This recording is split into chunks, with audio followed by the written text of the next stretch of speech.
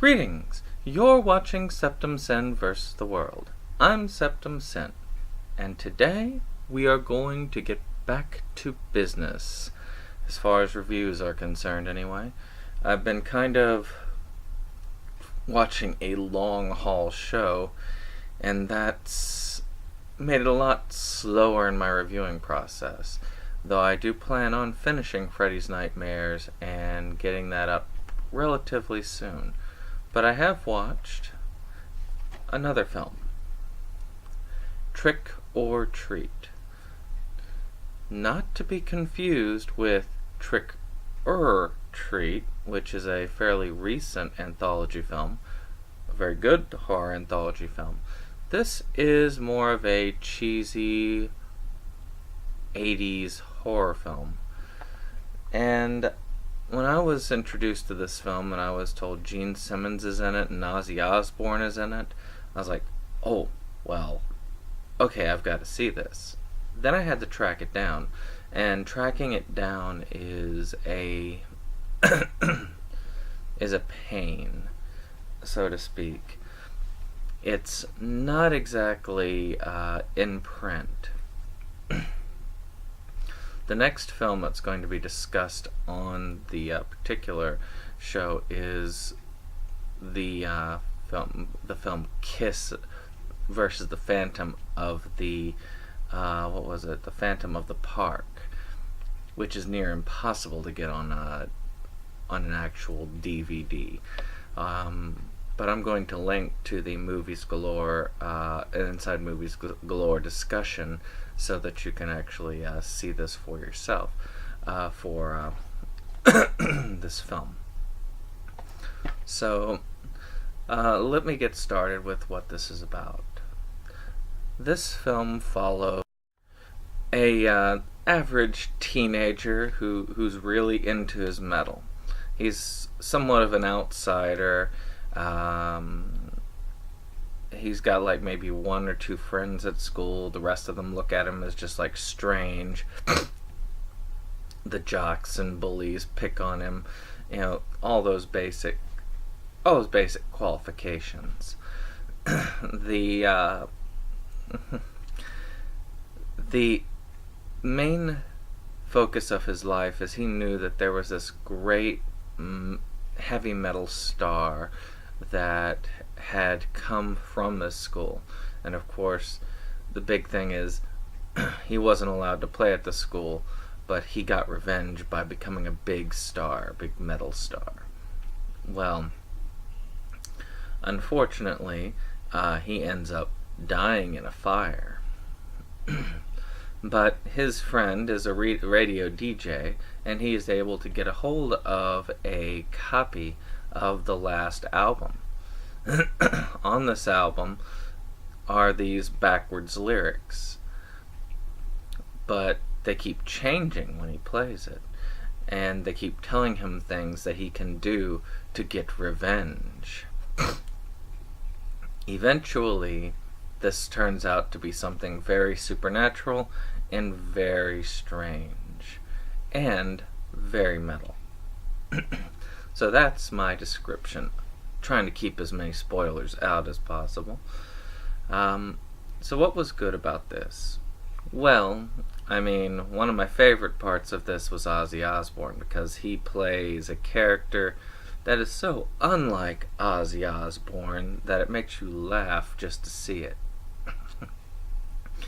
I had to just double check, like, that it is, that's him. I mean, Gene Simmons' portrayal in it is not as difficult to see, but is still one that you can miss if you don't catch it in enough time. For these types of movies, and there were a lot of movies of this type in the 80s, it just really came upon that. I mean, this really was that age. I mean, greater films of that type would be something like Gremlins, or you had your Weird Science. You had a lot of these types of films. These were those ones where you had this this young man who stumbled upon something that was a horror thing, and he had to take it out. They weren't really as much horror themselves as they were more adventure or really action type films. And like I say, it was fun. It really was fun to watch. I mean, I enjoyed it. I didn't get bored all the way through. The ghost had some interesting attack moments. And my favorite, of course, was when he finally got his revenge and got to play the school. That was a really interesting moment. And I really think most of us would put ourselves in the shoes of the main character and say to themselves, well, I mean, those of us who weren't like the popular kids could put ourselves in the shoes of the main protagonist and understand those feelings. And also understand the thought that, okay, we don't want to take it that far. We're not all like school shooters either. So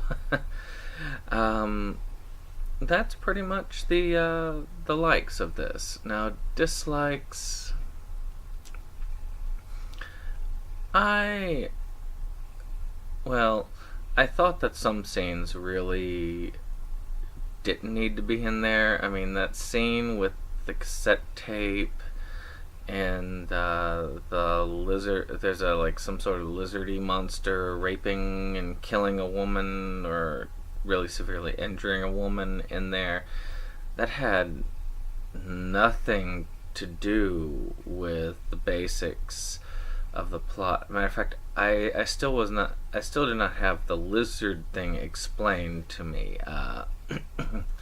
when I went through. I mean, I understand about the tape. The tape had his ghost in it, but I feel like that was just put in there for some TNA to sell some extra tickets.